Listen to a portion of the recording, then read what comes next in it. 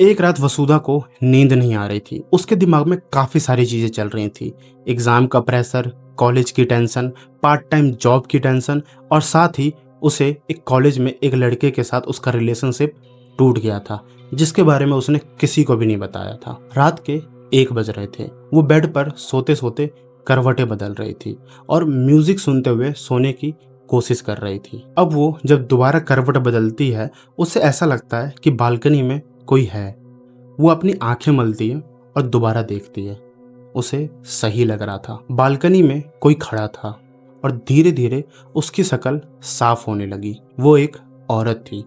Night gown में एक औरत खड़ी थी वहां पर। वसुधा काफी झटके से उठकर अपने बेड पर बैठ जाती है और जैसे ही वो कुछ बोलने वाली होती है, उससे पहले ही वो उसके आंखों के सामने गायब हो जाती है। लेकिन अगली रात उसने दोबारा उस औरत को देखा और उसने दत्ता रे को दोबारा बताया और इस बार दत्ता रे को उस पर विश्वास करने के अलावा कोई ऑप्शन नहीं था। वसुधा ने अपने भाई से जिद की कि वो उसी कमरे में सोए जहां पर वसुधा सोती है और वो सोने की तैयारी कर ही रहा था कि रात के तकरीबन 10 बजे उसे एक आवाज सुनाई देती है। वसुधा अपने भाई के कंधे पर हाथ मारती है और कहती है, क्या भाई तुमने वो सुना कैसी अजीब आवाज आ रही है। दत्ता रे एकदम सीधा उठकर बैठ गया।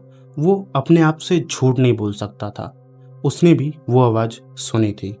वो किसी पायल जैसी आवाज थी, छन छन ऐसी कुछ आवाज थी, लेकिन वो बिल्कुल साफ क्लियर नहीं आ रही थी।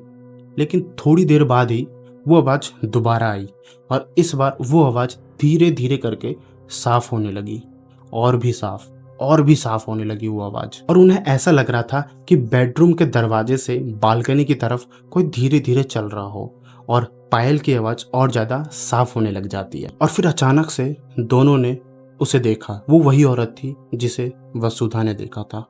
वो बालकनी में खड़ी थी, नाइट गाउन पहने हुए और अपनी पीठ उन दोनों की तरफ किए हुई थी। वो दोनों भाई बहन काफी ज्यादा डर से कांपने लग गए थे और अगले ही पल वो औरत उन दोनों की आंखों के सामने गायब हो गई। और अगले कुछ दिनों में उस घर में काफी अजीब अजीब घटनाएं होने लगी। किचन में अजीब अजीब तरह की आवाजें आने लग गई। उन दोनों को कोई ना कोई हर दूसरे दिन दिखने लग गए और उन्हें ऐसा लगता था कि उन्हें कोने में खड़े होकर कोई ना कोई देख रहा हो। आवाजें आने लग गई, लेकिन कोई आवाजें आते टाइम उन्हें दिख नहीं रहा था।